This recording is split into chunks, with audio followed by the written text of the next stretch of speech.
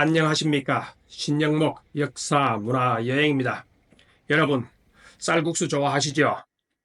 오늘은 베트남 하노이에서 아주 맛있다는 쌀국수 가게를 소개해 드리겠습니다. 그리고 쌀국수에 담긴 슬프고도 놀라운 비밀을 이야기하고자 합니다. 먼저 아직 구독을 하지 않으신 분은 구독을 꾹 눌러주시고, 도움이 되셨다면 좋아요를 눌러주시면 복을 받으실 겁니다.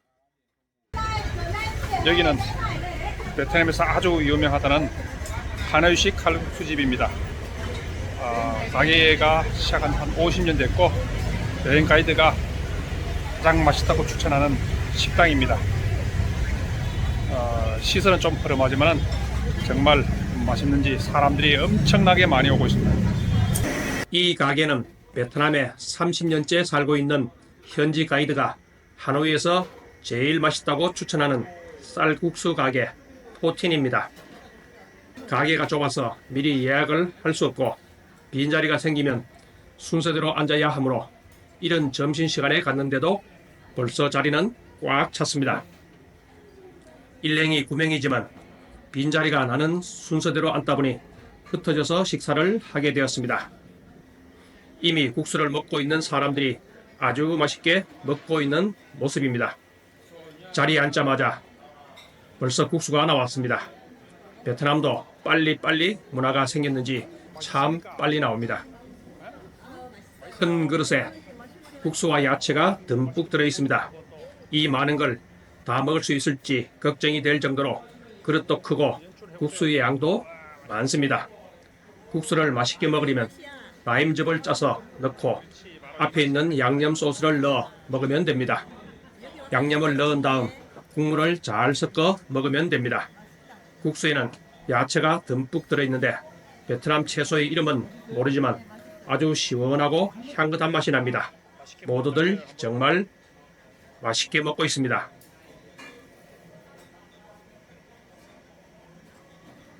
쌀국수 가게마다 양념이 다양하지만 이 가게는 3가지의 양념이 있습니다. 생고추를 제외하고 큰 병에 들어있는 것이 무엇인지는 잘 모르겠습니다만은 넣어서 먹어보니 참 맛있습니다.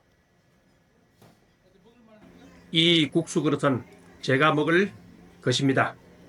여행 가이드가 적절하게 양념을 넣어주어서 그런지 간이 아주 잘 맞습니다.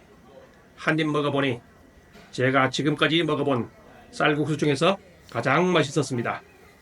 이 맛을 어떻게 표현해야 잘 전달이 될지 알 수 없지만 쌀국수면이 참 부드럽습니다.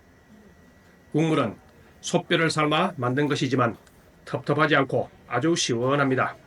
너무 맛있어 폭풍 흡입을 했다고 하는 표현이 더 적절할 것 같습니다. 이 정도 맛있으면 저절로 엄지척이 됩니다.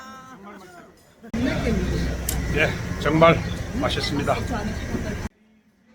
쌀국수는 베트남뿐만 아니라 태국, 캄보디아 등 동남아의 여러 나라에서 먹고 있으므로 면과 양념에 따라 맛이 다릅니다. 모두들 국수를 먹느라 정신이 없지만 정말 맛있다고 엄지척을 해줍니다. 국수를 좋아하는 분들 중에 손국수와 손국시의 차이를 아시는 분이라면 이 식당의 쌀국수는 쌀국시라고 하는 것이 가장 적절한 표현 같습니다. 일행 중에 몇 분은 한 그릇 더 추가하여 먹기도 했습니다. 저도 추가로 더 먹었습니다.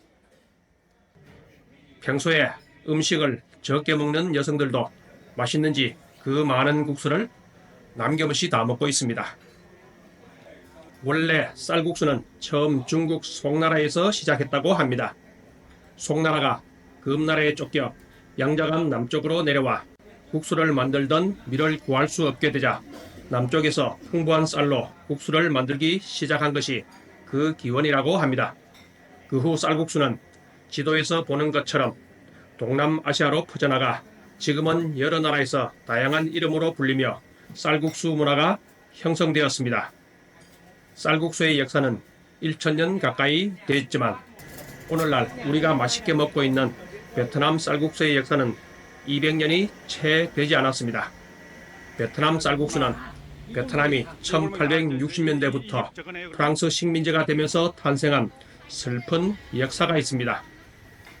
이 쌀국수 식당은 작은 점포로는 오는 손님들을 모두 수용할 수 없으므로 옆으로 여러 개의 점포를 확보하여 식사를 할 수 있게 했고, 그래도 부족하면 길거리에 식탁을 놓아 먹을 수 있게 하였습니다. 길에서 먹고 있는 젊은 커플도 포틴 식당의 손님입니다. 이들이 먹고 있는 쌀국수 안에 노란 색깔의 튀김이 있습니다. 베트남 사람들이 그전에는 그냥 쌀국수만 먹었는데 프랑스인들이 베트남에서 소를 잡아 요리를 하면서 그들이 버린 소뼈를 삶아 육수를 만들고 약간의 고기를 넣어 만들어 먹기 시작한 것이 하노이식 쌀국수가 되었다고 합니다. 프랑스 입장에서는 쌀국수가 식사 시간을 줄이고 베트남 사람들에게 일을 더 많이 시킬 수 있으므로 프랑스 식민지 시절에 쌀국수를 많이 장려하면서 대중화가 되었다고 합니다. 베트남 쌀국수가 국제적으로 대중화되기 시작한 것은 월남이 패망하여 보트로 나라를 탈출한 사람들이 피난 간 나라에 정착하여 쌀국수를 만들어 팔기 시작하면서부터입니다.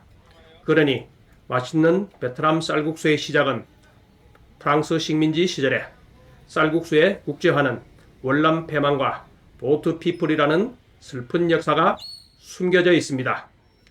이번 여행에서 쌀국수의 본고장 하노이의 식당에서 먹어본 쌀국수는 한국의 어느 쌀국수 식당에서도 경험할 수 없는 감동을 받았습니다.